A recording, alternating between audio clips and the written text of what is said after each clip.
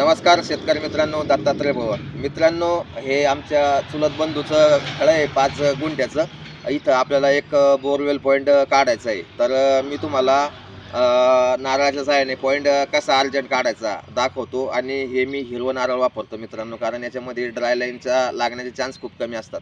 तर मी ह्या जागेवरती एल रॉडच्या सहाय्याने आणि कॉपर तांब्याच्या सहाय्याने 2 वेळेस पहिले ट्रायल केलेलं आहे.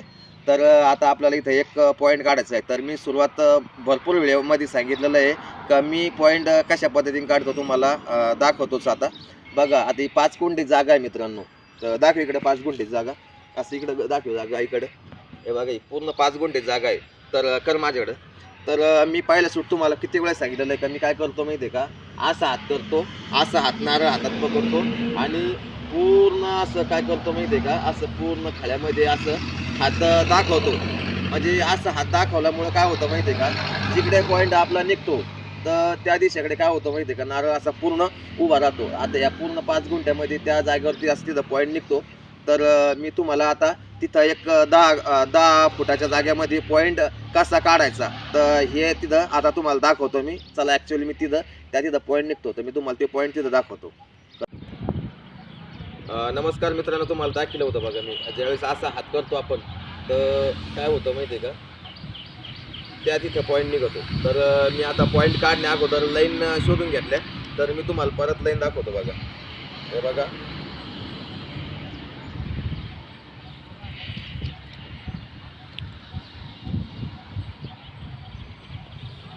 हे बघा, ही एक लाईन मिळालेली आहे आपल्याला. ही लाईन आपली त्या पॉईंटकडे चाललेली आहे. तुम्हाला दुसरी लाईन दाखवतो मी. थोडं माग सर.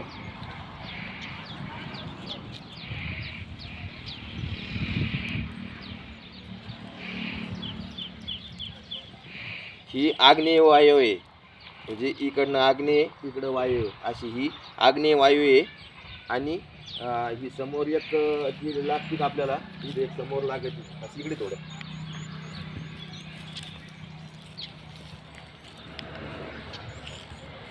तर ही आपल्याला पूर्व पश्चिम लाईन लागलेली आहे. ही पूर्व पश्चिम आहे, ती आग्नेय वायू आहे. आणि ही दुसरी ती यातील कोणती म्हणते मला ती दिशेचं नाव नाही सांगत, पण ती एक ही आहे. तर असा आपला मी ज्यावेळेस हात दाखवून जो पॉईंट काढला समजा, तर तो काय होतो माहिती आहे का, ज्यावेळेस आपण असा हात करतो एक 10-15 फूट पॉईंटपासून काय करायचं माहिती आहे का, एक असं 10-15 फूट बाजूला राहायचं. आणि असं फक्त काय करायचं, असं एकदम असं नॉर्मल पद्धतीनं असं काय करायचं माहिती आहे का, साऱ्या दिशेकडं असा थोडा थोडा असा हात फिरवायचा. असा असा असा हात फिरवला समजा,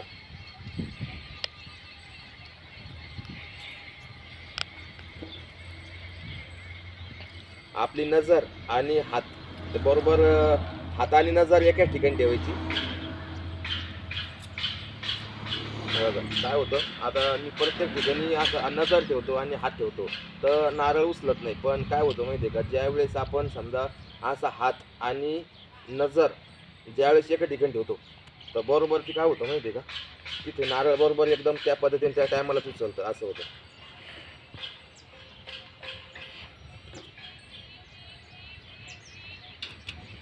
ही जवळ थोडंसं.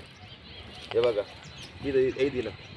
हे बघा, पहिल्या सूट मी तुम्हाला प्रत्येक वेळेस सांगत आलो की समजा पहिल्या सूट 4 बोटं असे घ्यायचे, 4 बोटाने असे हात घेऊन टाकायचा. 4 बोटामध्ये अशी एकदा 4 बोटाने एक मार्किंग करून घेतली मी.